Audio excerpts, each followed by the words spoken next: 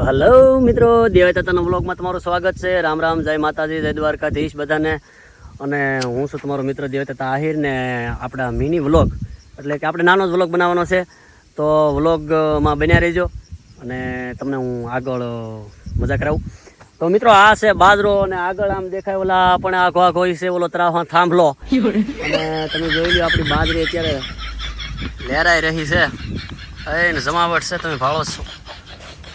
જોકે પાછા એ ન પૂછતા કે આ તા બાજરીનું બિયારણ કયું છે, કેમ કે એ મેં એને કાંઈ મને યાદ નથી રહ્યું બિયારણનું નામ, પણ મેં સાહે કરેલી છે મિત્રો. દોઢિયાના સાહે બાજરી કરેલી છે. તમે આમ દૂર સુધી જોઈ શકો. ઓલપા આગળ છે એ આ વેરાયટી મને થોડીક ઉતાવળી લાગે, કારણ કે બે હારે છે, પણ એને હજી થૂલી બહુ નથી ભરાણી, ખાલી ડુંડા નીંગળી રહી છે. અને વાહ થાંભલા તારી મોજ આવડો હો મિત્રો. તો મિત્રો એવું છે બધું. અને બાજરીના ડુંડા દાણો ભરાય તો સારો, નકર પછી કોરા મૂંડા એવું છે. અને વિડીયોમાં કોમેન્ટ કરજો કે કોણ કોને બાજરાનો રોટલો ખાય. જો કે આપણે ગુજરાતમાં તો ઓલ ઓવર બાજરાનો રોટલો ખાય છે, અને જ્યાં જ્યાં વસે ગુજરાતી ત્યાં બાજરાનો રોટલો ખાતા ન હોય એવું જ કાંઈ બને જ નહીં. કારણ કે બાજરાથી તો આપણે રૂડા લાગી ગઈ ભાઈ, એટલે બાજરાનો રોટલો તો બધા ખાતા જ હશે. તો મિત્રો આજ ધૂળેટી વહી ગઈ, હોળી વહી ગઈ, અને હવે આપણે પ્યોર આપણે કહીએ ને બધા કહેવત છે ગામડાની કે ભાઈ ઉતાહણી તાપીને હેળો જાય. જોકે હેળો તો ઘણા ટાઈમથી વહી ગયો, હવે તો એવું કાંઈ છે નહીં, બેર જ જેવું રહે. અને આવતા થોડા ટાઈમમાં આખી ઋત જ તે બધી અદબેહરી થઈ જાય. દેશી ભાષામાં કહે તો જુસ્ટ કન્ટેન્ટ, એટલે કે બધું મિક્સ. એક દિવસ તમને શાળા જેવું લાગે ને એક દિવસ ઉનાળા જેવું ને એક દિવસ ચોમાસા જેવું. આમ તો એવું થઈ જ ગયું છે, તમે જાણો છો.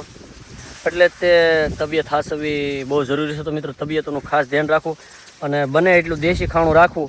અને ખાસ કરીને ઉનાળો આવે છે તો મારું માનવું છે કે વિદેશી કોલા અને કોલ્ડ ડ્રિંક્સ, હા આપણે પાછું બહુ ભણેલા લઈને એટલે બોલતા ન આવડે, બહુ વીઆઈપી ટાઈપ, પણ હાલે છે.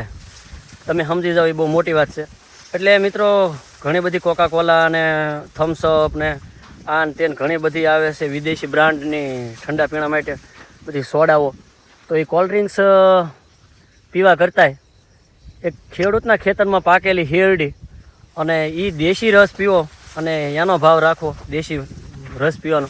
કારણ કે એક તો તમારી તબિયતને પણ કોઈ દિવસ નુકસાન નહીં થાય, અને એક તમારો પૈસો છે એ સીધો એક ખેડૂતના ઘરે જાય, એક ખેડૂતના.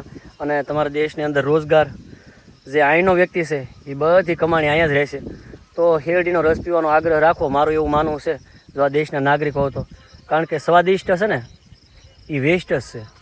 કારણ કે તમને હશે ગેસનો શોખ હશે તો આપણે મશીનની સાદી સોડા પી લેવાની, બહુ ગેસનો એમાં લીંબુ નાખીને. તો લીંબુ નાખો તો એ તે દેશમાં જ પાકે છે લીંબુ, એટલે એ ખેડૂતોને લાભ મળે.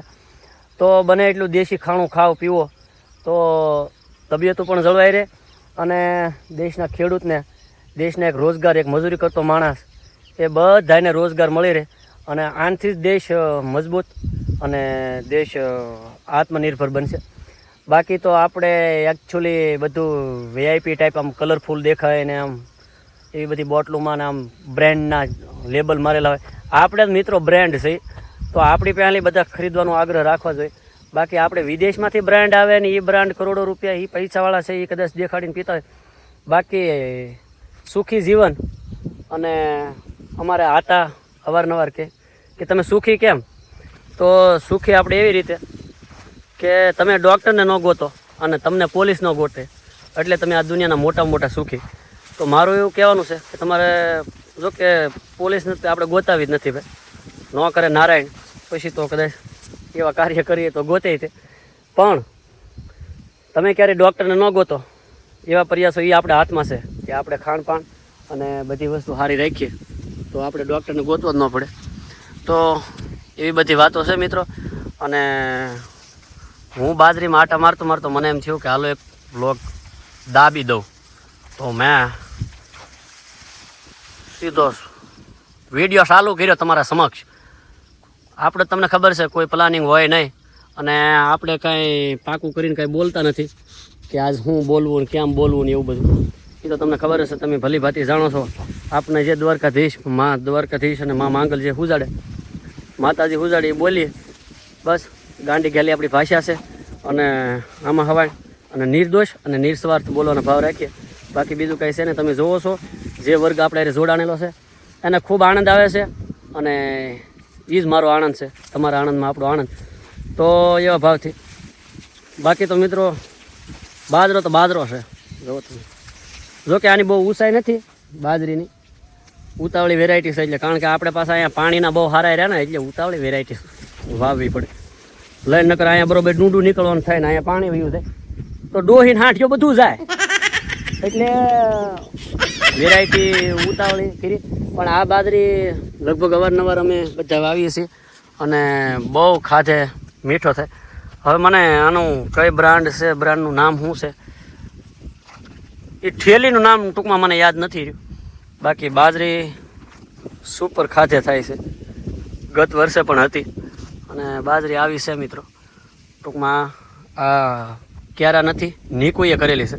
જો કે પાણીની તાણ ના પડે, અને ઓછા પાણીએ બાજરી ઘાયે થાય અને સારી થાય ટૂંકમાં એવા અર્થ. અને તમે જોઈ શકો આપણા દેશી ખેતી, અને એ આપણી મજા. તો મિત્રો અહીંની મોજ કંઈક અલગ જ હોય. અને તમે વિડીયોમાં આખો વિડીયો જોયો તો લાઈક શેર કોમેન્ટ કરજો. વિડીયો કેવો લાગ્યો? આમાં તો કાંઈ ખાસું એવું છે નહીં, પણ તમને જો મજા આવી હોય, અને આ એક મેસેજ ઈવડો એ જ તે કે બને તો ઠંડુ પીણું લેવું તો શેરડીનો રસ, બસ પીણામાં બેસ્ટમાં બેસ્ટ એ છે. અને લીંબુ શરબત પીજો. બાકી સોડાઓમાં નાન તેન બીજું કોલ્ડ ડ્રિંક્સ બીજું વગેરે વગેરે એમાં બહુ રસ લેવો નહીં, કારણ કે એમાં તમારી સેહતને બહુ ગુના નુકસાની છે, અને ભારતને ભાંગવાની તૈયારી છે આ બધી બહારની વિદેશી કંપનીઓથી. એને તો બસ પૈસો કમાવાનો છે, એને તમારી સેહત હારે શું થાય તમને ઝેર આપે, કારણ કે એને કોઈ બાપના દીકરા છે નહીં, પૈસો આપે એ જોવે. એટલે ધ્યાન રાખો પોતાની સેહતનું, પોતાના બાળકોનું, કારણ કે નબળી વસ્તુ છે એની આપણને બહુ લત લાગે, અને એ આપણને વધુ મીઠી લાગે ભાવે. તો એ બધું ઠંડા પીણામાં આવું ખાસ ધ્યાન રાખવું. શેરડીનો રસ પીવાનો આગ્રહ રાખવો. અને ખાણામાં હું તો કહું બાજરાનો રોટલો ખાવ ને તો કેન્સર ન થાય પેટના. હા, આવું મેં વાંચેલું છે કંઈક ને કંઈક. કેટલા ટકા સાચું છે એનો આપણી પાસે કોઈ પ્રૂફ છે નહીં, પણ મેં એવું વાંચ્યું કે બાજરાનો રોટલો છે એ બહુ હદે ઘણા બધા રોગો ઉપર કામ કરે છે, અને ઘણું કરતાંય કારગર છે. અને બાજરાનો રોટલો 1% તો ખાવો જ જોઈએ. એટલે આપણે તો ઘરનો બાજરો છે, અમે તો જો કે બાજરા વિના મજા જ ન આવે એકચ્યુઅલી. રોટલી ખાઈ નહીં, ઘમે ખાઈ, પણ બને એટલો બાજરો ખાવાનો આગ્રહ હોય. તો વિડીયો આપણે અહીંયા પૂરો કરીશું, કારણ કે લાંબો વિડીયો થઈ જાય છે, પછી નેટવર્કના કારણે અપલોડ કરવામાં બહુ મને તકલીફ પડે છે. તો વિડીયો જો તમે જોયો હોય તો કોમેન્ટ કરજો, લાઇક શેર અને કોમેન્ટ કરજો મિત્રો. સાથ સહકાર તમારો આભાર. જય માંગલ, જય દ્વારકાધીશ, જય માતાજી. માતાજી બધાને હાજર નિર્વાહ રાખે. આપણે કોઈની પહેલ કાંઈ લઈ લેવાનું નથી, અને તમને ખૂબ લાંબી ઉંમર આપે, અને બધા એ હપથી રહી એવી માતાજીને પ્રાર્થના. તો જય માંગલ, જય દ્વારકાધીશ.